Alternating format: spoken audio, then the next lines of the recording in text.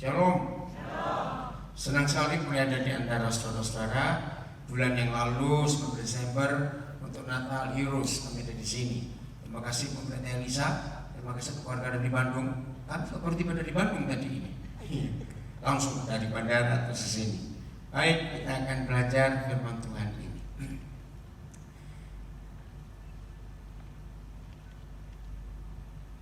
Ya, saudara, sebelum kita belajar, temanya sangat menarik, sangat menantang. Ketika brosur tema ini dikirim ke saya kirimkan beberapa saudara. Wah, mereka semuanya pada bertanya-tanya, apa itu mengenal siapa sebenarnya antikris itu. Nah, sebelum kita membahas tentang pribadi yang ini, saya ingin memulai dengan sebuah pengertian. Maksudnya begini, bicara tentang apa saja, ya saya ulangi, bicara tentang apa saja itu ternyata tergantung motivasi hati kita. Ya, saya ulangi, mau bicara tentang apa saja ternyata tergantung motivasi hati kita. Saya beri contoh. Ada banyak orang ingin mengerti tentang akhir zaman. Baguslah kedengarannya kalau ada orang ingin mengerti akhir zaman. Tapi akan ada perbedaan motivasi orang itu. Suatu kali, sudah cukup lama ini, kira-kira lebih 20 tahun yang lalu, di satu gereja saya diundang untuk bicara akhir zaman. Nah, selama saya ngajar itu, di baris kedua dia di depan ada seorang bapak yang begitu serius mendengarkan. Dan gak cuma serius, dikit-dikit dia nangis, ngusap air mata, ngusap pengusnya, mulus lagi. Wih, waktu saya ngajar itu saya terpengaruh. Ini bapak ini hebat benar, begitu luar biasa. Masa betul-betul gak sabar, ingin cepat turun, tanya apa yang bapak alami mendengar khotbah akhir zaman. Karena selama saya mengajar di mana tentang akhir zaman, saya belum pernah ketemu seorang yang begitu antusias, begitu serius. Akhirnya selesai, saya turun, saya serahkan pada gembala untuk ambil alih mimbar. Saya pindah duduk di dekat dia. Karena sudah selesai tinggal pengumuman, saya bilang, Pak, selama saya mengajar, saya lihat bapak ini sangat luar biasa, mendengarkan, menulis, menangis. Saya melihat wajah bapak itu penuh kerinduan. Kenapa, Pak? Aduh, sudah lama saya ingin dengar khotbah akhir zaman seperti yang bapak ajarkan. Oh ya, kenapa, Pak? Ini buat kaget, karena utang saya banyak. Nah, kan bingung, apa hubungannya? Jadi dia berpikir kalau ya sudah utangnya lunas. Nah, saya tidak tahu. Saudara mendengar akhir zaman, contoh apa motivasi saudara? Banyak lagi ya, saya harap mengerti konsep ini. Nah, sekarang termasuk antikris. Saya tidak akan sempat tanya kepada saudara satu-satu. Kenapa saudara ada di sini hari ini? Ingin tahu tentang antikris karena gereja YHS di Makassar membuat tema yang sangat menarik ini. Ini luar pasti motivasinya macam-macam. Nah, sebelum kita belajar, saya mulai dengan 2 ayat ini. Yesaya 55 ya, ayat 7 dan 8. Yesaya 55 ayat 7 dan 8. Kita akan melihat. Biarlah orang fasik meninggalkan jalan. Fasik itu dari bahasa Arab yang artinya buah, busuk sebelum masak. Jelek bukan arti fasik itu, tapi dalam kehidupan sehari-hari kita di Indonesia, fasik dikatakan jahat, terjemahnya begitu. Tapi bukan jahat. Jadi kalau buah itu belum masak, lalu busuk, berarti nggak ada gunanya hidup itu. Nah, mengapa Yahweh Tuhan minta kita meninggalkan jalannya? Coba renungkan. Kalau sudah fasik, sudah busuk sebelum masak, jalan apa yang mau ditinggalkan? Memang dia di situ? Betul tidak kalau kita mikir ini? Tapi inilah kesempatan yang Bapa berikan buat kita. Inilah bukti kasih yang luar biasa. Ketika dia menemukan kita pertama kali dalam kondisi fasik kita ini, Dengan kasihnya Bapa Yahweh mendatangi kita, dia peluk kita, dia angkat kita, dia pindahkan kita dari jalan kita yang salah. Bukankah begitu kasih Tuhan? Amin. Dan orang jahat meninggalkan. Nah, ini kita mau bahas apanya? Ayo, orang jahat meninggalkan apanya? Cepat baca. Rancangannya. Nah, saya lihat telunjuk saya sudah menunjuk ke bagian kepala sini. Berarti apa itu rancangan? Pikiran, ide, pendapat. Nah, seluruh kebenaran yang ada di kitab suci kita tidak akan jadi kebenaran ketika di benak kita, di otak kita ada rancangan kita sendiri. Maka itu Bapak Yahweh minta tinggalkan. Nah, ini sulit. Sungguh begitu banyak kontroversi, betul nggak? Begitu banyak pertentangan. Maaf ya, saya harus ngomong. Yang pendeta satu khotbah begini, ayat yang sama, pendeta satu khotbah begitu. Pernah nggak kita menghadapi kebingungan seperti itu? Jangan salahkan pendetanya yang khotbah. Masalahnya kita sudah punya rancangan. Karena kita dengar yang dulu-dulu. Wah, ini sulit sekali untuk merubah rancangan kita. Nah, saya percaya secara logika waktu yang ada sangat singkat untuk merubah rancangan. Tapi begini saja supaya mempercepat. Setiap orang yang sekolah, maksud saya begini, kan semua kita pernah sekolah, jangan tersinggung saya. Lalu saya tanya, ya atau tidak? Ya, kalau sudah umur segini sih, mungkin yang kelahiran tahun 30-an ada yang gak sekolah mungkin. Tapi setahu saya di ruangan ini gak ada yang lahir tahun 30-an. Pasti keluarannya di antara 40-an gitu. Nah, kalau ada di antara kita keluaran 40-an, 50-an, 60-an, pasti pernah sekolah semua. Begini maksud saya. Kalau kita sekolah, kita mempelajari hal baru yang belum tahu atau mempelajari hal yang kita sudah tahu. Ayo cepetan. Yang belum tahu, ngapain sekolah bayar mahal-mahal? Belajar kita sudah tahu. Contoh, sudah lulus sarjana S1. Masa mau kembali belajar 4 SD? Aku kangen pelajaran 4 SD. Itu lucu atau bodoh? Dua-dua. Nah, itulah rancangan-rancangan yang ada. Bahwa kalau kita belajar, apalagi seluruh pasal Kisah Para Rasul yang 28 pasal itu, yang dominan sebutan untuk kita bukan orang percaya, bahkan bukan orang Kristen. Kata Kristen di 28 pasal Kisah Para Rasul hanya muncul satu kali di pasal 11. Tapi semua yang mengikuti Yesus dan percaya kepada Tuhan kita disebut murid. Betul? Itu ribuan kali kata murid ada di kitab Kisah Para Rasul. Nah, kalau kita mendengar kata murid, langsung muncul apa di benak kita? Jangan bilang makan, awas. Ayo, mendengar kata murid muncul apa? Cepat. Ini mau bicara rancangan ini. Belajar. Nah, saya ulangi lagi. Kalau kita ini murid Yesus dan kita ini hobinya belajar. Sekali lagi pertanyaan saya, berarti kita belajar yang sudah tahu yang belum tahu. Nah, untuk bisa belajar mendapat yang baru yang belum tahu, perlu satu tindakan. Buang rancangan kita sendiri. Oh, enggak ada yang amin. Betul? Contoh, ada mahasiswa Indonesia pengen lanjut kuliah ke luar negeri, ngambil S2-nya misalnya. Saya banyak terlibat dengan mahasiswa Indonesia di banyak negara di dunia ini. Apa yang terjadi ketika mahasiswa itu belajar? Selalu ngomong, Pak atau Bu dosennya, di Indonesia nggak begini pelajarannya. Ya paling diajar, di Indonesia nggak begini. Kira-kira saudara menilai mahasiswa Indonesia ngapain ke sana? Belum betul nggak? Ngapain kamu belajar? Ya balik aja ke Indonesia. Betul tidak ilustrasi ini? Nah, semua kebenaran bisa banyak penafsiran karena rancangan.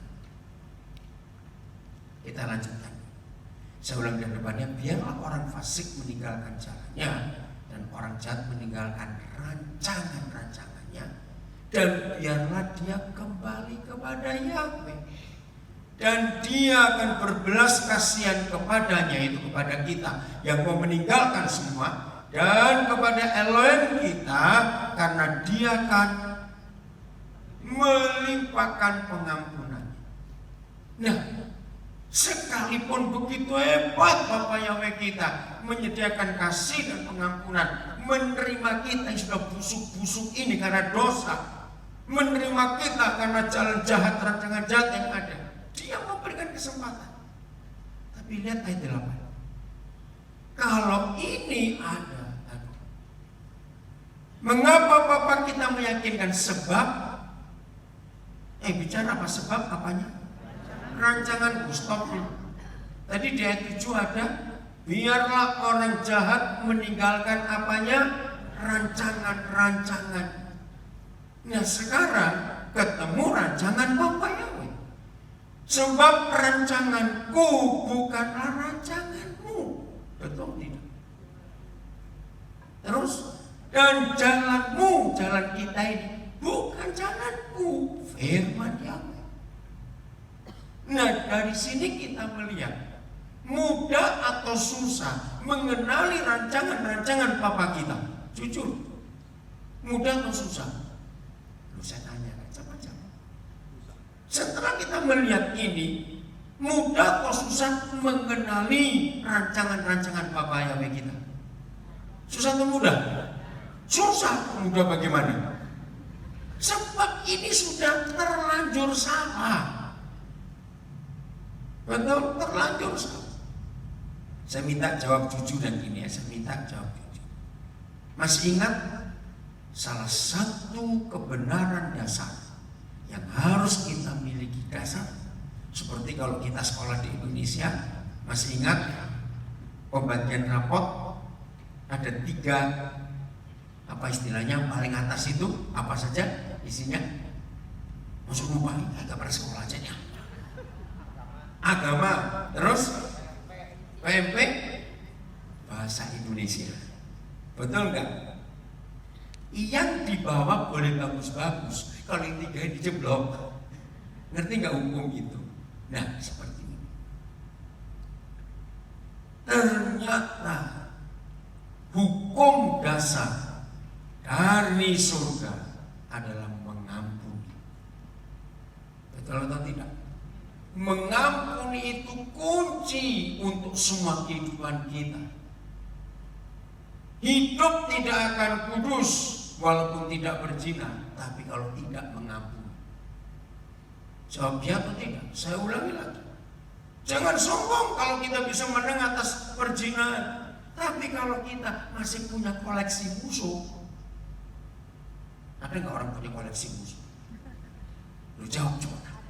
Banyak, bukan ada, banyak. Salah jawabannya. Nah, walaupun kita tidak berzina, tapi kalau tidak mengampuni, kekudusan gak akan ada di hidup kita, karena itu dasar. Nah, pertanyaan saya, mengikuti perintah mengampuni susah atau mudah? Nah, terus mau bagaimana? Maka itu, ini bukti bahwa kita ini sulit mengampuni walaupun itu perintah yang tegas. Ayo, buktinya begini, simpel saja. Mana lebih gampang dihafal? Firman Tuhan atau firman mama mertua? Loh, saya tanya apa? Ayo, kenapa? Kenapa firman mama mertua lebih gampang dihafal daripada firman Tuhan? Karena kita tidak mengampuni mama mertua. Maka itu firman Tuhan lupa semua. Yang tertawa kencing jangan-jangan entah itu mana mantunya atau mertuanya, saya nggak tahu. Jadi jangan lihat kiri kanan, lihat di sini. Nah inilah bukti bahwa sebab rancanganku, kata Bapa Yahweh kita, bukanlah rancangan kita. Jalanmu, jalan kita bukan jalanmu. Ayat 9 ini masih pendahuluan loh, belum ngomong soal antikristus. Sebab sebagaimana langit lebih tinggi daripada bumi, demikianlah apanya? Jalan-jalanku lebih tinggi daripada jalan-jalan kita. Jujur, ini masalah bukan kalau begini? Jawab, masalah atau bukan? Masalah. Artinya bagaimana kita bisa ketemu sejalan dengan jalan-jalan dari Bapak Yahweh kita? Ini masalah. Yang kedua, begitu juga rancangan-rancanganku daripada rancangan-rancangan kita semua. Nah, bicara antikris, saya tidak ingin ada perdebatan siang ini. Nggak ingin ya. Kenapa? Karena masing-masing kita sudah punya konsep yang beda-beda tentang antikris. Terus terang buat saya sebagai hamba Tuhan, itu sulit untuk menyatukan pendapat ini. Maka itu saya mulai dengan ayat ini. Begini, kembali pada sistem prinsip murid. Saya berikan dua ilustrasi. Anggap aja kita ini dosen atau guru semuanya ya. Yang belum pernah jadi guru, pura-pura jadi guru sebenarnya supaya bisa banyak. Waktu kita ngajar di kelas dan memang sulit pelajaran.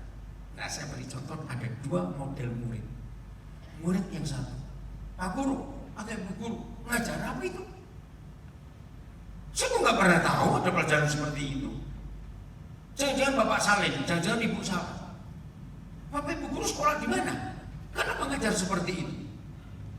Saya keluar aja, saya nggak mau untuk dengar. Ini yang pertama. Yang kedua, aduh sulit sekali pelajaran ini. Betul-betul saya nggak mengerti. Tapi tolong saya mau belajar untuk mengerti. Nah, kira-kira kalau saudara guru milih yang murid itu berapa? Yang kedua, yang pertama dia apa? Bukan. Jauh kasihan. Jawabannya, kamu buka sekolah sendiri. Loh ya, habisnya kamu diajar. Nah, seperti itu konsep ini. Sulit. Ini bukan cuma masalah antikris. Masalah apa saja yang tertulis di kitab suci kita sebagai manusia, dengan ini tidak ada satupun kehendak Dia yang bisa cocok dengan kehendak kita. Betul? Tidak ada satupun, karena kita ini orang berdosa. Tapi kalau kita jadi murid yang model kedua, bilang Roh Kudus ajari aku. Amin. Oke, sudah setuju akur dengan ini ya? Betul tidak? Jadi nanti selama saya menerangkan dan tidak cocok dengan rancangan-rancangan saudara yang selama ini saudara dengar tentang antikris, dengan kasih Allah, jangan melawan, diam dulu, dengar sampai selesai. Sebagai hamba Tuhan dan pengajar, saya selalu berusaha untuk tidak pernah keluar atau nyimpang dari Alkitab.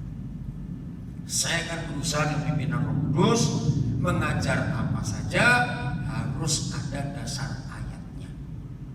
Nah, saya minta kepada semua yang mendengar, begitu saya menerangkan terlalu asik sampai panjang ayatnya saya nggak tunjukkan, silakan interupsi saya, saudara angkat tangan, saya siap untuk dengar. Karena saya bisa lupa, setuju ya? Nah, ini janji ya. Maksudnya jangan ngomong di belakang salah-salah saya, awas. Karena banyak jemaat seperti itu. Betul tidak? Ngomongnya di belakang, itu nggak fair. Harus ada orangnya di sini, saya siap untuk itu. Setuju? Oke. Tema yang dipakai oleh gereja YAS adalah 1 Yohanes 2 ayat. Lu nggak tahu? Kan 50 sunya. Lu ayat berapa? Yohanes 1 Yohanes 2 ayat 22.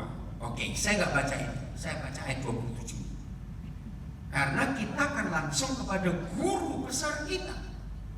Nah, dalam 1 Yohanes 2 ayat 27, saudara akan terkejut dengan sebuah konsep yang salah selama ini. Ini ayat yang paling panjang dalam semua surat Yohanes. Dan ini ayat luar biasa. Sebab Kalau ada kata sebab itu artinya apa? Ayo. Sebab itu apa? Bahasa Makassar, bahasa Bugis apa sebab? Ayo orang Makassar, orang Bugis jawab. Sebab itu apa bahasa Bugis? Bahasa Bugis itu. Tolong, saya mau belajar juga ini. Gak ada yang tahu. Berarti Makassar palsu. Lu bahasa Bugis ini sebab itu apa? Halo, masa di Makassar gak ada orang, gak ada yang ngerti bahasa Bugis? Apa sebab bahasa Bugis? Apa? Nggak dengar saya. Sababna. Sabab. Oh, begitu sudah ya. Lalu bahasa Makassarnya? Sama. Apa beda Bapak? Makassar Bugis beda. Belum tanya bahasa Mandarnya, bahasa Torajannya, cukup kita sudah pokoknya. Jadi kalau ada kata sebab itu artinya apa? Karena ini satu perikop di kitab yang menulis tentang antikris. Maka itu kalau saya ngajar antikris, saya selalu mulai dengan ayat ini, kan ini bagus. Ayo, kata sebab, cepat. Itu menunjukkan apa? Kata sebab. Susah sekali sini. Sebab itu apa? Ini orang sekolah semua enggak sih? Tidak jawab, enggak bisa jawab. Persoalan, betul. Ada sebuah masalah sebelum kalimat berikutnya. Berarti persoalan apa sebelumnya? Antikris. Lagi sekali saya katakan, satu-satunya pasal yang menulis tentang antikris dari Kejadian sampai Wahyu hanya di 1 Yohanes pasal 2. Saya ulangi, satu-satunya penjelasan di seluruh Alkitab tentang antikris hanya ada di 1 Yohanes 2 ini. Nah, saya akan menunjukkan fakta ini. Banyak gereja rancu, tahu kata rancu, tumpang tindih, dicampur aduk. Nah, hari ini dengarkan, ingat, kita belajar ya, harus hal-hal yang belum lupa lagi. Belajar harus hal-hal yang baru. Nah, yang baru itu di dalam kitab Matius, sama dengan Matius pasal 24 ada tentang si penganiaya. Dalam kitab Daniel tentang akhir zaman ada kata si pendurhaka. Di dalam Markus 13 tentang akhir zaman sama, ada si penganiaya. Dalam Lukas 17 akhir zaman ada lagi. Di dalam 2 Tesalonika disebut si Dajjal. Itu dari bahasa Arab. Dan kata Dajjal ada di Al-Quran. Ya. Nah, di kitab Wahyu, banyak istilah. Binatang itu, the beast. Penguasa itu, naga itu, banyak lagi. Nah, dengarkan baik-baik. Saya lagi sekali bisa salah. Saudara, dari semua yang saya sebutkan tadi, tidak ada satupun kata antikris di situ. Tidak ada. Bahkan dalam seluruh pasal kitab Wahyu yang 22 pasal itu, saya lagi sekali bisa salah. Ternyata saya belum pernah menemukan ada satupun kata antikris di kitab Wahyu. Berarti beda. Si pendurhaka, kitab Daniel. Si penganiaya, kitab Injil. Si Dajjal di surat Tesalonika. Dan the beast, binatang, semuanya yang di kitab Wahyu. Itu bukan antikris. Nah, pasti kaget bukan? Karena selama ini khotbah-khotbah akhir zaman hanya selalu antikris yang disalahkan. Ini beda. Nah, saya sudah janji loh, kalau suara kok beda, jangan stop, awas, dengar dulu sampai selesai. Nanti di rumah pelajari lagi. Setuju? Nah, selama ini kita tidak pernah belajar sendiri. Kita cuma dengar khotbah. khotbah, lalu disampaikan ulang, diteruskan lagi. Nah, inilah kelemahan manusia. Betul? Masih ingat ada permainan kalau kita lagi retret lagi apa? 15 orang dijejer. Orang pertama dibisikin satu kalimat, masih ingat itu? Sampai ujung terakhir jadi apa beritanya? Sudah beda sama sekali sudah. Dan itulah manusia. Kita ini hanya pintar ngomong, nggak jelas untuk mendengar, maka itu salahnya. Itu manusia. Nah seperti ini antikris. Katanya. Oh sudah berubah semua. Nah hari ini kita akan berusaha melihat yang tertulis di Alkitab. Nah itu saya ulangi lagi, antikris tidak ada di pasal-pasal lain secara penjelasan ya, secara penjelasan bukan satu kata. Penjelasan satu-satunya dari seluruh Alkitab ada di surat 1 Yohanes pasal 2. Nah untuk mengerti, perhatikan ayat 27. Sebab kenapa? Karena ada persoalan. Terima kasih Bapak yang jawab tadi. Ada persoalan, ada masalah. Tentang apa? Antikris. Yang jadi kacau sampai hari ini. Dan saya terima kasih ya buat tema. Siapakah sebenarnya antikris? Itu kita harus belajar. Tadi istri saya waktu kami dijemput Pak Kamal dari Bandara Hasanuddin tanya, ini kan bukan hari libur, bukan hari akhir minggu, apa yang datang? Ternyata banyak juga. Berarti saudara berkorban itu ada pakai seragam PNS juga di belakang. Hebat sekali. Berarti rindu. Ya Tuhan berkati para pemimpin supaya gak marah anak buahnya di sini. Begitu doanya bukan? Pasti aman sudah, pasti aman. Oke, sebab apa? Ayo baca sebab pengurapan stok. Hal ini salah. 99,99% ketika gereja mendengar kata pengurapan, ayo jujur, begitu kita mendengar kata pengurapan, muncul apa di benak kita? 5 orang jawab cepat. 1, kesetrum. Apa tadi? Minyak. Nah, 1 kesetrum, 2 minyak. Yang ketiga, mendengar kata urapan muncul apa? Cepat. Kuasa. Betul. Keempat, ayo 2 lagi. Mendengar kata urapan, gak dibilang rebah. Oke. Ya, saya ngomong soal gak tahu. Yang terakhir 5. Ayo. Apa tadi? Setrum, minyak, kuasa, rebah. Yang kelima apa cepat? Bahasa roh. 5-5-nya salah. Pengurapan tidak ada hubungan dengan hal-hal ini. Kaget bukan? Saya bilang sesat dulu, belum selesai ngomong sesat. Awas. Lihat kalimat berikut. Sebab pengurapan yang telah. Jangan bilang kamu.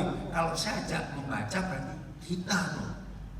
Betul loh? Kata ganti orang pertama ini bukan kata ganti orang kedua. Sebab pengurapan yang telah kita terima dari Dia terus tetap tinggal di dalam kita. Stop. Maafkan saya tidak membuat bingung. Tapi selama ini banyak kita tidak mengerti tentang kata pengurapan. Kalimat pertama, tahu kalimat pertama. Menurut firman ini, kalau begitu pengurapan itu perlu berulang-ulang atau satu kali? Lu gak usah ragu-ragu. Lihat aja. Sebab pengurapan yang telah kita terima, yang telah saya terima, yang telah saudara terima dari Dia tetap tinggal di dalam kita. Pertanyaannya, apa perlu diulang-ulang? Tidak. Sekali pengurapan itu datang, Dia tetap. Percaya Tuhan gak pernah bohong? Nah, jadi salah kalau urapan itu berulang-ulang. Itu namanya urap-urap. Maaf. cuma satu kali tetap, belum selesai. Dan kamu dan kita teruskan. Wih, ini luar biasa. Tidak memerlukan seorang yang lain mengajari kamu. Nah, ini cara belajar.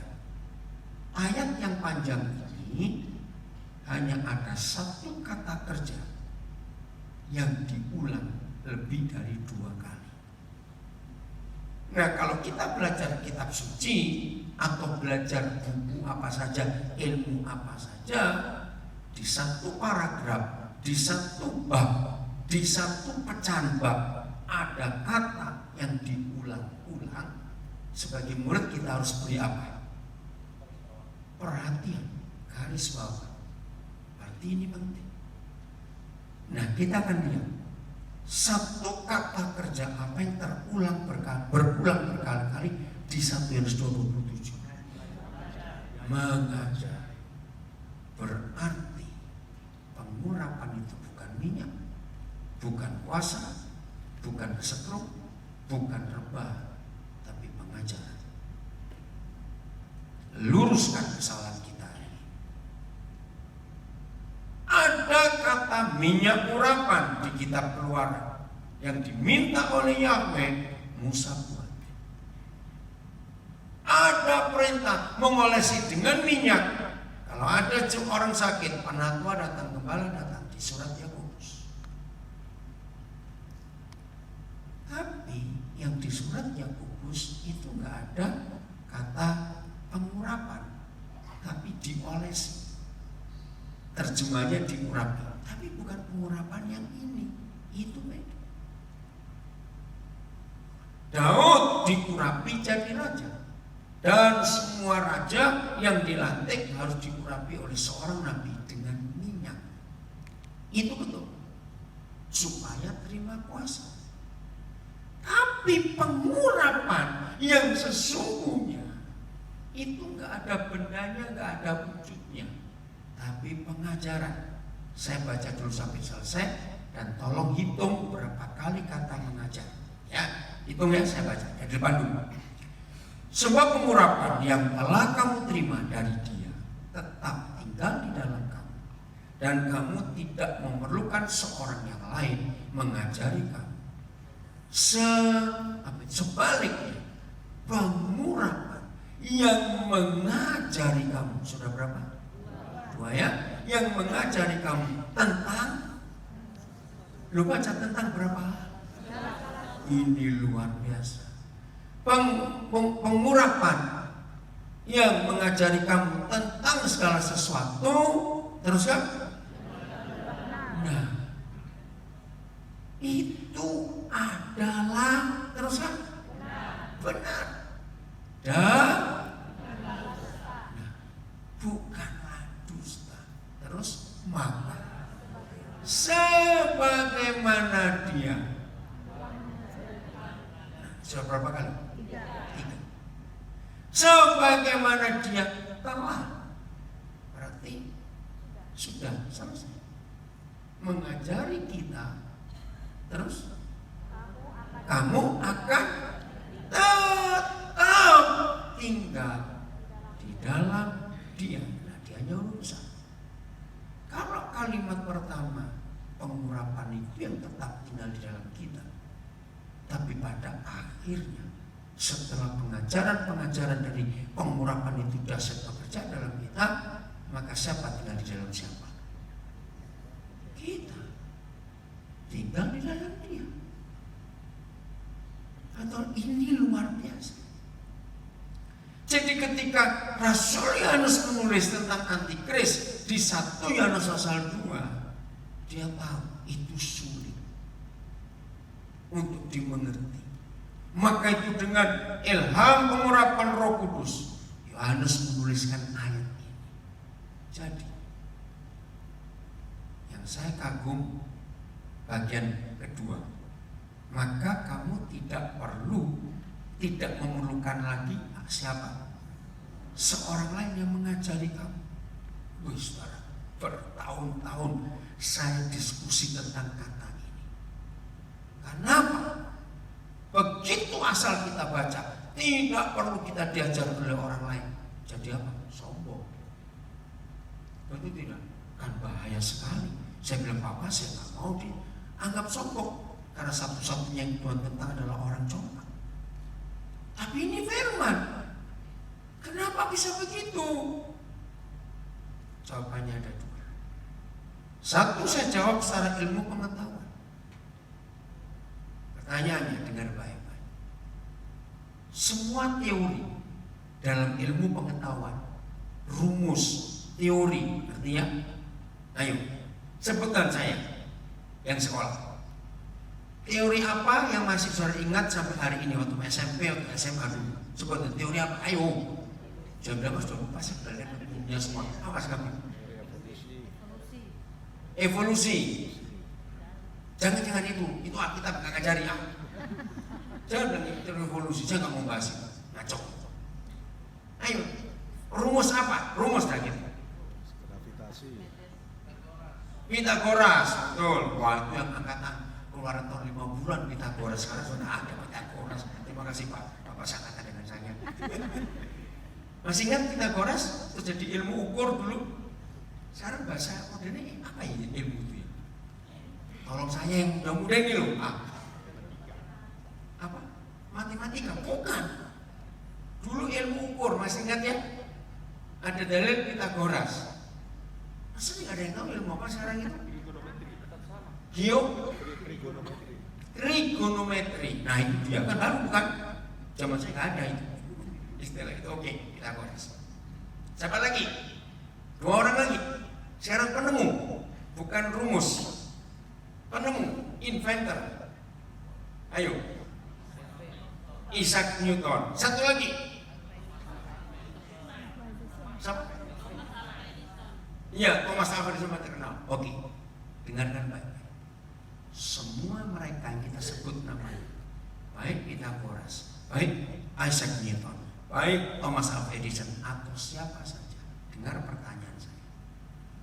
Mereka belajar dulu, kuliah dulu, baru menemukan rumus atau teori, atau mereka menemukan rumus dan teori dulu, baru jadi ilmu. Ayo, yang mana? Ada yang tidur, bangun, masih tidur, cepat. Kalau nggak saya kasih kontrol. Ayo, mereka belajar dulu, baru menemukan teori atau rumus itu, atau mereka menemukan teori atau penemuan baru jadi ilmu. Cepat. Pasti jawaban umum belajar dulu. Salah. Mereka itu menemukan sesuatu dulu, baru jadi ilmu. Kok nggak jawab? Ya atau tidak? Cepat jawab. Nah, berarti mereka perlu belajar dari orang lain dulu atau tidak? Tidak. Berarti betul nggak firman ini? Apalagi kita, anak-anak Bapak yang punya seorang guru yang begitu hebat, yang mampu mengajar segala sesuatu. Ini dahsyat sekali, saudara, firman ini. Jadi kesimpulannya, tidak ada ayat firman Tuhan yang susah dimengerti. Enggak, amin sih saya ngajar kayak begini saya. Belum betul tidak? Belum, saya ulangi lagi, masih belum ngerti saya ngomong. Setelah kita dapat ayat yang luar biasa, maafkan saya tanya dulu ini.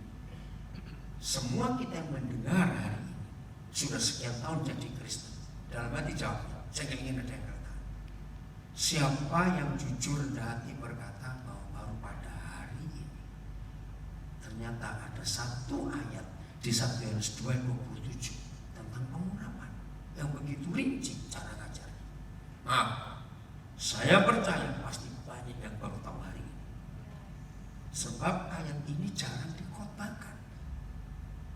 Kenapa jarang dikhotbahkan? Ada 2 alasannya. Satu, yang khotbah nggak ngerti, maka itu nggak bisa khotbah.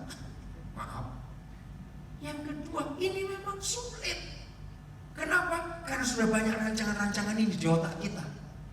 Begitu hal baru, nggak bisa. di ayat yang hebat ini justru munculnya di kisah tulisan tentang antikris.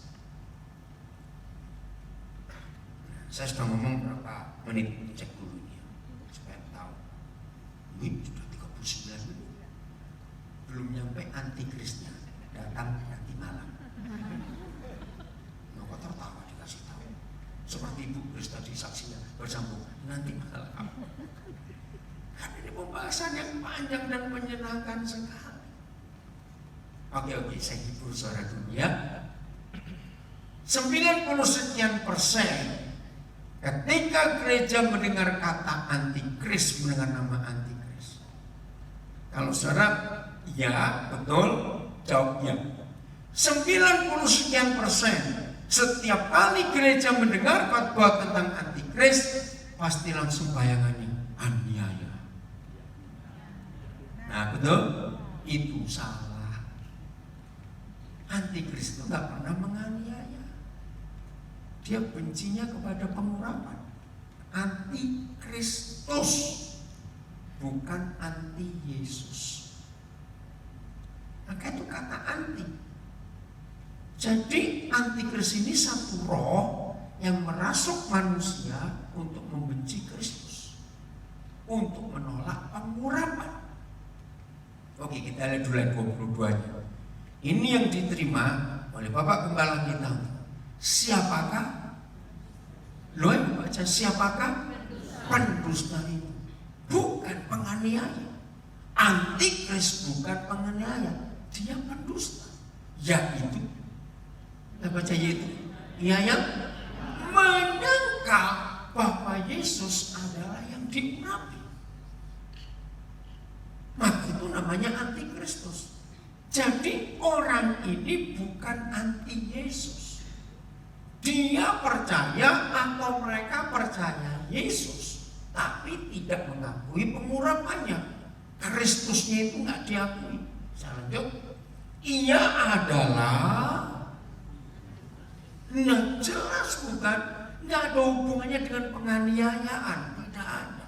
Ini pendusta yang ingin menghancurkan kebenaran tentang pengurapan. Maka itu di ayat 27 tadi penulis ini menjelaskan begitu jelas bahwa Kristus itu yang diurapi. Maka itu kita diajari tentang pengurapan. Nah, sekarang saya pakai ilmu dagang, ilmu ekonomi, ilmu bisnis. Kalau ada barang palsu dalam ilmu bisnis, maka konsumen harus dia tunjukkan apanya dulu. Yang asli. Jangan sibuk dengan yang palsu. Nah, ini kesalahan kita. Berabad-abad gereja hanya ngajari yang palsu, yaitu si antikris. Sedikit sekali gereja bicara tentang yang asli. Yang asli itu siapa? Kristus Yesus. Maka kalau dalam ilmu bisnis saya pakai ini, begitu kita mengenal yang asli, ngapain ngurusin yang palsu? Betul atau tidak? Masuk akal atau tidak penjelasannya? Maka itu ketika saya sering khotbah akhir zaman, saya nggak mau bahas yang palsu. Ayo kita temukan yang asli. Untuk apa sih pendusta kita pelajari? Ngerti maksudnya? Oke lah, sesekali kita coba lihat aja yang palsu itu kayak apa. Tapi jangan tekun di situ. Teruskan. Kembali 22 dulu ya. Ini dahsyat sekali. Nah, maka itu bicara antikris, kita tidak akan banyak ngurusi orang ini. Untuk pendusta ngurusi. Lebih baik kita tahu aslinya itu siapa. Terus saya ulang dari depan, siapakah pendusta itu? Yaitu dia yang menyangka bahwa Yesus adalah Kristus. Dia adalah antikris yang menyangkal Bapa maupun Putra. Jelas. Memang ngeri. Ini jahat. Menyangkal. Tapi bukan si penganiaya, bukan si pembinasa kecil, bukan si dajjal, bukan binatang itu. Bukan. Itu lain lagi. Itu memang roh jahat yang akan bekerja dan sedang bekerja sekarang. Kembali ayat 27. Singkat ya. Sebab siapa? Pengurapan boleh diganti Kristus. Karena ya diurapikan dia. Betul? Sebab Kristus yang telah kita terima dari Bapa di surga, Bapa Yahweh. Karena kita terima dia dari Bapa Yahweh, tetap tinggal di dalam kami. Maka itu akhir ayat ini, siapa tinggal dalam siapa? Kita akan tetap tinggal di dalam Kristus. Indah nggak ini saudara? Loh saya tanya, tinggal dalam Kristus ini indah atau tidak? Oke, gini aja dah supaya kamu. Rumah jabatan gubernur Sulawesi Selatan di jalan apa? Saya tahu juga orang Makassar. Jalan maksud mungkin rumah jabatan gubernur Sulawesi Selatan di jalan apa? Jalan-jalan Sudirman. Ya misalnya, entah bagaimana Bapak Yassin Limpo suatu hari mengumumkan setiap hari diizinkan ada 50 orang penduduk kota Makassar boleh nginap di rumah jabatan gubernur. Jadi tiap hari ganti-ganti. Mau nggak terima undangan? Betul? Nah, tapi boleh nggak tetap tinggal di situ? Nggak tahu diri itu namanya. Nah, ini ilustrasi. Setelah pengurapan, yaitu Sang Kristus tinggal tetap di dalam kita, akhirnya kita yang tetap tinggal di dalam Dia, dalam pengurapan, dalam Sang Kristus. Nah, kalau kita bisa nginap di rumah jabatan gubernur, aman tidak? Aman. Kedua, terjamin tidak? Mungkin nggak kalau kita diundang nginap di rumah jabatan gubernur terus kelaparan? Nggak mungkin. Nah, perhatikan dua, aman dan jaminan. Pertanyaan berikut, tadi 90 sekian persen mendengar kata antikris, langsung konotasi kita, pikiran kita aneh-aneh. Betul? Pertanyaan kedua, mendengar kata antikris yang dikhotbahkan berkali-kali, 80 sekian persen pasti muncul rasa takut. Iya atau tidak? Benar saudara, karena salah khotbah, gereja-gereja salah khotbah, sehingga yang ditakuti antikris. Akhirnya Kristusnya nggak ada di mana lagi, karena antikrisnya lebih terkenal daripada si Kristusnya. Betul tidak? Nah, maka itu saya kasih ilustrasi. Setelah kita tetap tinggal di dalam Dia, seperti kita boleh nginap di rumah jabatan gubernur, rasa aman tidak? Rasa terjamin tidak? Nah, ini kebenaran. Mulai hari ini, siapapun yang khotbah tentang antikris akhir zaman, tidak boleh ada rasa takut di hidup kita. Kita aman, terjamin di dalam Dia. Puji Tuhan, saudara, tepuk tangan. Maka itu 90 sekian persen anak-anak muda pasti menolak kalau diajak ikut seminar akhir zaman. Ya atau tidak? Jawabannya apa? Belum kawin om. Lu ya atau tidak anak muda? Saya kalau khotbah akhir zaman ngajak anak muda, aduh takut om. Karena apa? Salah khotbah. Padahal akhir zaman itu indah, saudara. Enggak ada yang namanya cuma satu di sini. Kenapa akhir zaman itu indah? Begini pengertian akhir zaman itu. Disebut akhir zaman itu artinya berakhirnya zaman pemerintahan manusia dan dimulainya zaman pemerintahan Sang Kristus. Itu menyenangkan. Oh, itu menyenangkan sekali. Seperti pilkada tahun 2019 di Indonesia. Senang. Nah, kalau akhir zaman itu artinya Kalau pilkada kan pemilihan, bukan pemilu ya, pemilu 2019 pemilu. Kalau dunia misalnya kita milih presiden dunia, calonnya cuma 2, Kristus dan anti Kristus. Calon. Saudara milih yang siapa? Sungguh? Ya, kenapa pusing-pusing dengan yang satu lagi? Ngerti maksudnya? Jadi akhir zaman itu menyenangkan karena ada pemilu di dunia. Oke, saya tunjukkan ayatnya supaya mulai hari ini, wow, Kristus itu luar biasa. Wahyu 11 ayat 15. Wahyu 11 ayat 15.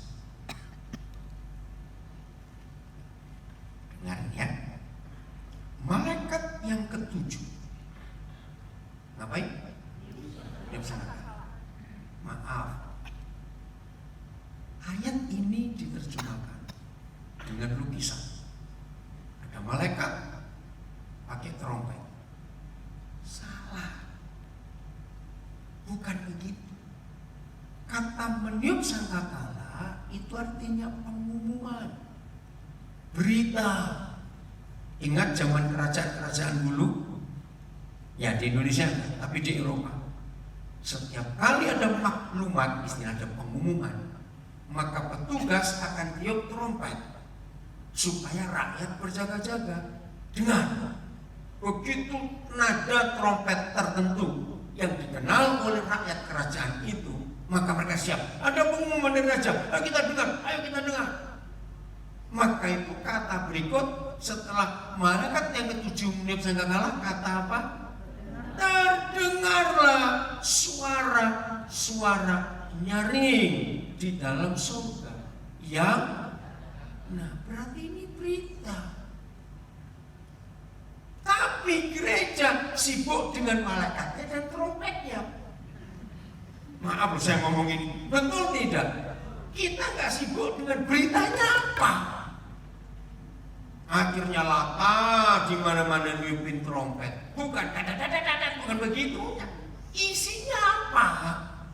Sebab setiap kali ada trompet ditiup, berarti raja segala raja sedang memberi pengumuman dan umat harus dengar.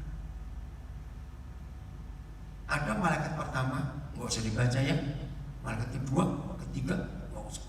Nah itu sudah dikhotbahkan untuk akhir zaman. Saya lebih suka mempelajari malaikat yang ketujuh. Sebab ini malaikat yang terakhir yang bawa berita. Tapi banyak gereja khotbah malaikat pertama. Ada kuda hitam, kuda kuning, hijau. Wah ya sudah capek. Dan yang ketujuh aja. Nanti nggak maksud saya begini.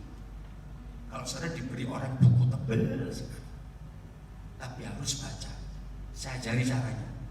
Tapi jangan diikuti terus, nggak boleh. Baca bab terakhirnya. Nah itu isi. Loh betul atau tidak? Nah setelah tahu bab terakhirnya, baru pelan-pelan cari bab sebelumnya. Pak tertawanya kok begitu Pak? Kenapa Pak? Lo serius? Maka itu ketika banyak gereja salah khotbah tentang kitab Wahyu, banyak anak-anak muda, aduh jangan khotbah kitab Wahyu, ngeri takut karena salah khotbah. Padahal kitab Wahyu itu penting, itu akhirnya. Ya kok gak amin? Apa akhirnya? Ini loh akhirnya itu. Mau tahu tidak? Harus kalau nggak tahu ya takut terus nganti Kristus tadi itu. Terusnya malaikat yang ketujuh meniup sangkakala. Terdengarlah suara-suara nyaring dalam surga yang berkata. Lagi sekali mulai hari ini jangan sibuk malaikatnya. Pakai baju merek apa, sayapnya berapa lembar itu. Terus trompetnya buatan apa semua begitu. Sibukkan dengan isi beritanya apa. Dan ini beritanya. Kerajaan-kerajaan di dunia, oh keren, menjadi terusan. Ayo menjadi, baca ditanya, menjadi milik kerajaan Tuhan kita dan, ayo baca. Saya ini kalau mau dan dia yang diurapinya siapa itu? Kristus. Terus ngapain? Dan ayo dibaca terus. Dan dia, siapa dia? Kristus. Ngapain? Akan memerintah. Nah, kalau sudah tahu tentang yang asli, bahwa Kristus akan memerintah sampai selama-lamanya, ngapain kita pusing dengan yang palsu? Halo, jawab. Saya tanya kok diam saja. Betul? Ini luar biasa. Pemerintah atas dunia, kalau bahasa terjemahan baru, akan dipegang oleh dia dan yang diurapinya. Dan dia akan selama-lamanya memerintah di bumi sebagai raja. Wih, dahsyat sekali. Nah, saya lebih suka berita ini daripada berita si pendusta. Coba dengarkan. Tadi betul 1 Yohanes 2:22 antikristus itu siapa?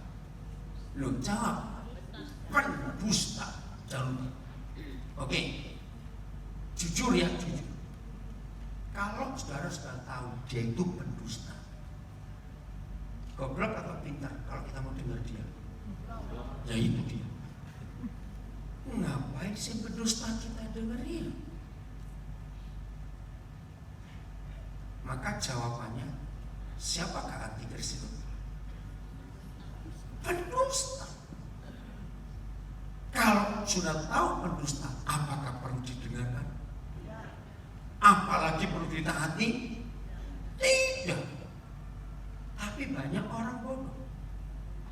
Lihat ini akhir-akhir ini, berita, bacanya hoax atau hoax atau betul. Bacanya apa nih? Nah, betul. Ternyata bangsa Indonesia masih goblok semuanya. Yang dipercaya berita-berita hoax seperti itu, dan itu lebih laku, betul tidak? Nah, seperti itu bodohnya gereja. Jangan sibuk ngurusin si pendusta, memang antikris. Terserah dia mau buat apa, urusanmu. Yang asli yang aku tunggu, karena memerintah bumi sampai selama-lamanya. Jadi mulai hari ini porsi waktu untuk ngerti antikris kurang sebanyak-banyaknya. Tinggal beri waktu yang kecil aja untuk dia, karena dia itu pendusta. Betul? Betul nggak mengikuti pendusta? Jangan kayak kebanyakan orang Indonesia ini yang pendusta diikuti. Hanya Yesus Tuhan satu-satunya orang yang pernah berkata, hanya Yesus Tuhan yang benar. Akulah jalan, akulah kebenaran. Bahkan si kebenaran ini pernah berkata, kalau iya katakan iya, kalau tidak katakan tidak. Terus ini loh penting kalimat berikut. Selebihnya daripada itu berasal dari si jahat. Nah, semua berita hoax, termasuk kelompok Saracen yang ketangkap itu berasal dari si jahat. Maka itu saudara dan saya tidak boleh menambahi dan melebihi kata-kata. Itu pasti berasal dari si jahat. Maka itu banyak hidup kacau, banyak rumah tangga berantakan, karena katanya itu loh, katanya. Nah, yang selalu berkata-katanya itu pasti pendusta. Sebab kebenaran tidak perlu ada katanya. Kebenaran itu benar, mau diapa-apakan tetap benar. Hanya si pendusta yang mengatakan. Oke? Jelas? Lanjut. Lalu Sang Kristus ini memerintah sendiri atau tidak? Kita harus tahu. Tidak. Oke. Wahyu 3 ayat yang ke-21. Wih, dahsyat sekali. Wahyu 3 ayat 21. Karena 1. Ya. Siapa yang menang? Oke. Mendengar kata siapa yang menang, berarti sebelumnya ada sebuah kondisi. Kondisi apa? Perang. Ini kunci. Maaf. Bisa nggak ada orang nggak perang disebut pemenang? Ada, itu namanya pahlawan kesiangan. Saudara, kalau begitu, siapa yang menang? Semua kita pasti mau yang menang, bukan? Nggak mau jadi yang kalah.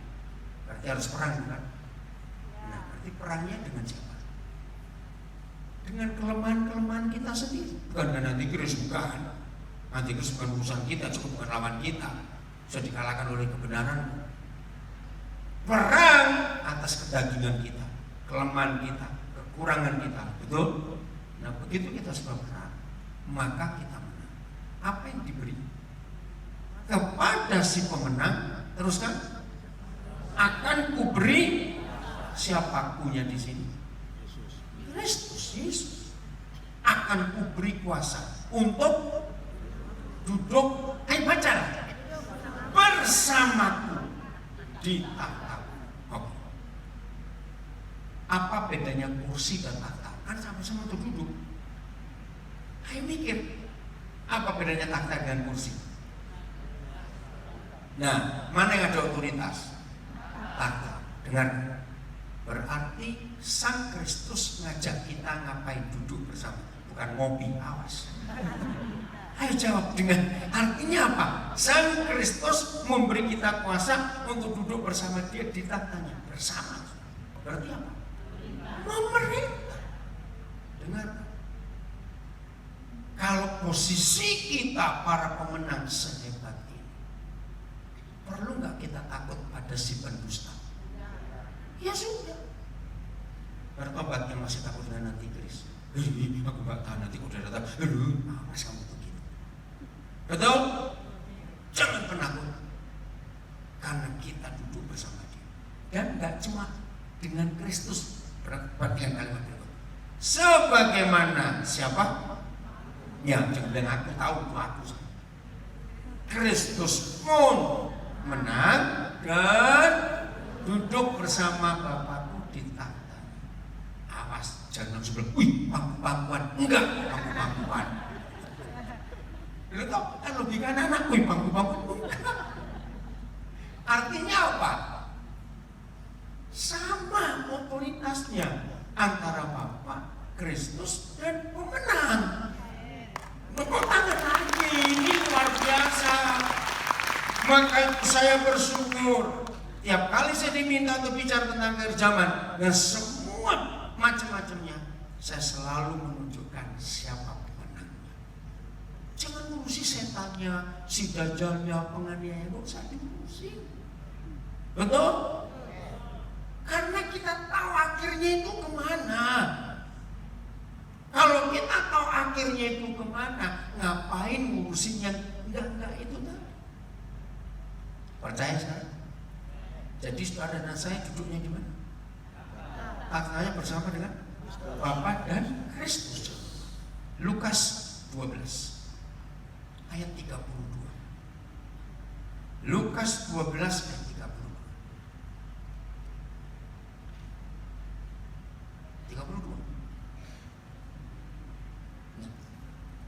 Janganlah takut. Berarti kita penakut. Tapi diminta jangan takut. Bagaimana penakut nggak boleh takut? Loh, ditanya. Bagaimana penakut tapi tidak boleh takut? Tadi ayat sebelumnya ini ngomong apa? Karena kita duduk setahta dengan Bapa dan Kristus. Amin. Ya sudah, ngapain takut? Kawanan, janganlah takut. Kawanan kecil, kalau bahasa pemerintah minoritas. Betul, kita kan minoritas. Betul? Ahok double minoritas malahan. So kecil lah. Tapi nggak takut. Kenapa nggak takut? Kalimat berikut. Nah, stop dulu. Kata karena menunjuk apa kata karena? Lupa lagi. Sebab tadi itu loh, sama doa. Ada masalah. Masalah kita ketakutan. Tapi jangan takut. Karena teruskan Bapamu berkenan memberikan duit? Bukan. Apanya? Kerajaan itu kepada si penakut-penakut ini. Gitu loh maksudnya. Ayo renungkan. Saudara, firman ini keren gak? Apanya yang keren? Coba. Ayo, apanya yang keren? Kita diberi jujur. Nanti semua ke toilet bercermin. Cocok gak sih jadi raja? Maaf, loh, boleh gak? Nggak maksud saya. Masa saya raja kok ya begini? Loh, boleh gak saya ngomong gitu? Maka itu tiap kali saya baca ayat ini, saya itu sadar, siapa aku? Bapa yang di surga berkenan. Apa kata lain berkenan? Ayo, kata lain berkenan apa? Apa? Jelek kan? Mempersilakan, betul. Coba lebih ringkas. Layak, masih perlu tinggi. Layak, itu gak umum. Rela susah bener. Betul tidak? Bapamu berkenan memberikan kerajaan itu kepada kita. Rela. Oke, saya beri contoh. Kerajaan Inggris. Siapa ratunya? Jangan gaib siapa? Siapa? Ratu Elizabeth kedua. Umur berapa? 92 atau 93 tahun. Tahta kerajaan Inggris itu real, fakta, atau cuma boneka, simbol? Simbol. Karena pemegang kekuasaan negara Perdana Menteri. Ini masalah. Masih muda atau sudah tua kalau umur 90 lebih. Tapi dia tidak rela memberikannya kepada Charles, anaknya sendiri. Rela nggak? Tidak, begitu gak turun-turun nenek satu ini. Karena dia nggak rela. Padahal anak kandungnya. Maka itu kalau kita baca ayat itu dengan ilustrasi kerajaan Inggris. Men, apa kita rela nggak memberikan? Rela. Kaisar Jepang nanti tahun ini akan menyerahkan tangan ke anak Kaisar Akihito, Kaisar sampai sana. Nah itu rela, karena dia tahu suatu waktu Papa kita di surga rela. Sejujur-jujurnya, kalau kita jadi papa yang punya kerajaan sehebat ini, rela nggak menyerahkan ke orang-orang model kita ini? Jangan jujur. Rela tidak? Pret. Siapa kamu? Ini yang saya mikir, bisa. Maka itu jangan sibuk bicara tentang antikris. Kita bicara yang aslinya saja. Kristusnya ini luar biasa. Amin, luar biasa Kristusnya. Udah gak usah diurusin dia mau kayak apa, terserah, yang penting mereka sudah dikalahkan waktu Yesus bangkit. Mau nyata atau mau tidak, pokoknya mereka sudah kalah. Ingat, antikris itu pendusta. Lukas 22 ayat 29. Dapat?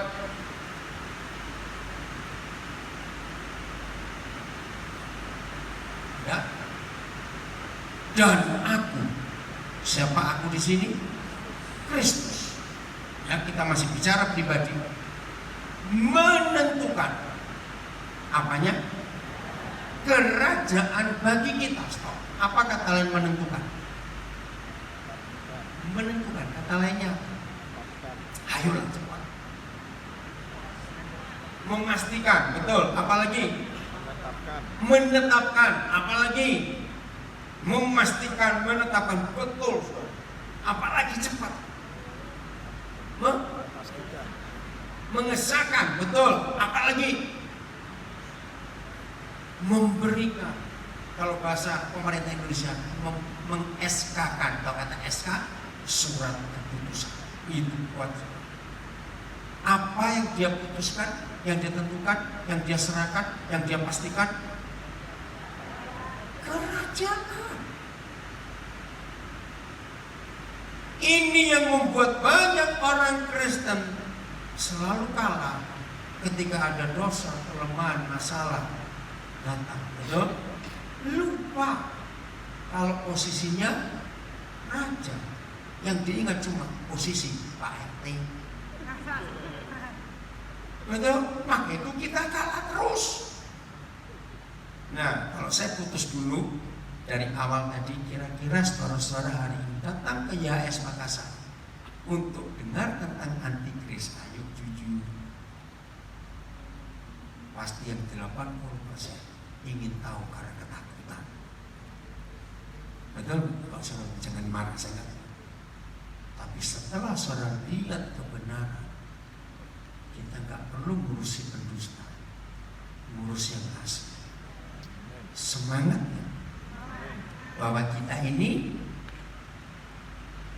raja. Kok diam saja? Bahwa kita ini raja, bukan camat. Betul? Nah, kalau raja harus semangat dong hidupnya. Luar biasa. Belum cukup. Saya pikir dengan Sang Kristus menentukan kerajaannya bagi saya sudah terima kasih. Karena sadar siapa saya. Tapi lihat tak ayat kalimat berikut. Sebagaimana, ayo baca, sebagaimana Bapakku menentukannya bagiku. Tahu nggak arti kalimat itu? Berarti otoritas kita sama dengan belum jawab. Berarti otoritas kita sama dengan otoritas Kristus dan otoritas Bapa. Sama sebagaimana Bapa ini dan saya harus sekali. Maka itu nanti bercermin. Ada nggak potongan raja? Maaf ini. Tapi ini janji. Nah, suatu kali saya pernah ngajar ini, ada yang berkata, seorang teolog, Pak Daniel, tafsirannya salah. Loh, salah bagaimana? Ingat latar belakang. Saya dengar. Waktu itu Israel dijajah oleh kerajaan Romawi. Bangsa Israel, bangsa Yahudi menderita. Dan mereka merindukan raja baru yang akan membebaskan mereka dari penjajahan. Maka muncullah Yesus. Dan Yesus memberi pengharapan. Bukan kepastian. Ayat ini hanya kata untuk menghibur mereka. Menghibur. Teolog ya.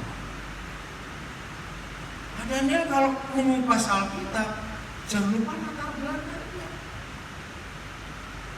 Keren nggak kedengaran? Keren nggak? Keren. Pakai latar belakang sekali. Tapi ini loh masalah. Kalau saudara beli gula, tidak bisa beli gula, beli obat. Perlu nggak menyelidiki latar belakang obat ini dibuatnya kapan, di mana, bersih atau tidak? Lu jawab cepat. Nggak perlu, ngapain? Nanti saya bilang, Pak, saya tahu kondisi masa Yesus ada. Mereka menderita di bawah penjajahan kerajaan Romawi. Murid-murid pun sempat kecewa karena gurunya naik ke surga tanpa membagikan tugas pemerintahnya. Maka itu mereka bertanya, kapan engkau menetapkan kerajaan bagi Israel? Maksudnya Israel selesai. Jadi bukan ini. Saya tanya sekarang saudara. Ini Yesus menghibur bahasa-bahasa itu memberi pengharapan palsu. Ya apa? Jawab. Betul atau enggak ini kerajaan diberikan kepada kita? Nah ya sudah. Enggak usah lihat latar belakangnya. Firman adalah firman, ya dan amin. Dia enggak pernah dusta. Antikris yang disebut dusta. Jadi sehebat itu posisi kita. Amin. Kerajaannya diberikan, hak-hak kerajaannya disamakan dengan yang Yesus miliki. Wah, luar biasa. Dia mengajak kita memerintah bersama dengan Dia dalam kemuliaan. Harusnya kita senang. Maka itu mulai hari ini kalau mendengar kata antikris yang ketakutan, aduh belum menikah, nggak mau hubungan. Kita maju bersama dengan Dia. Belum selesai. Wahyu 1 ayat yang ke-6. Maka itu ayo kita lihat yang asli itu ngapain. Serta menjadikan kita, loh yang kuat suaranya, masa dijadikan raja-raja apa? Hai, harusnya bagaimana? Semangat. Serta menjadikan kita raja-raja dan imam-imam di Sopeng begitu. Bukan di mana? Bagi Elohim dan Bapaknya, bagi Dia kemuliaan dan kekuasaan untuk selama-lamanya. Amin. Tepuk tangan betul. Kita diberi otoritas. Wahyu 5 ayat 10. Wahyu 5 ayat 10. Engkau telah menjadikan. Itu gak dibaca siapa? Saya kamu bilang. Engkau telah, bukan akan. Betul? Akan atau telah? Sudah atau nanti? Sudah. Jadi apa? Ngomong ke sebelah, iya raja. Jangan raja ketakutan terus dan nanti please, awas. Engkau telah menjadikan aku, kita semua apa? Raja-raja dan imam-imam bagi Elohim kami, dan kami akan memerintah di atas bumi. Dahsyat. Oke, sekali lagi. Setelah mendengar yang asli bicara seperti itu, masih mau sibuk dengan si pendusta? Ya sudah, nggak usah terusin, gosip terusin, hoax terusin. Betul, cari yang benar. Ini posisi kita yang luar biasa. Oke, lanjut, nanti malam nggak datang awas. Ya, tangan selesai sudah. Jangan yang akhirnya kapan? Nanti malam. Tuhan memberkati kita semuanya. Terima kasih lagi sekali kepada Pak Kepala dan semua tim pelayanan. Sampai ketemu nanti. Ya. Pemusik ada pujian apa? Ya. Nanti Pendeta Elisa berdoa buat kita semua. Sebab Engkau mulia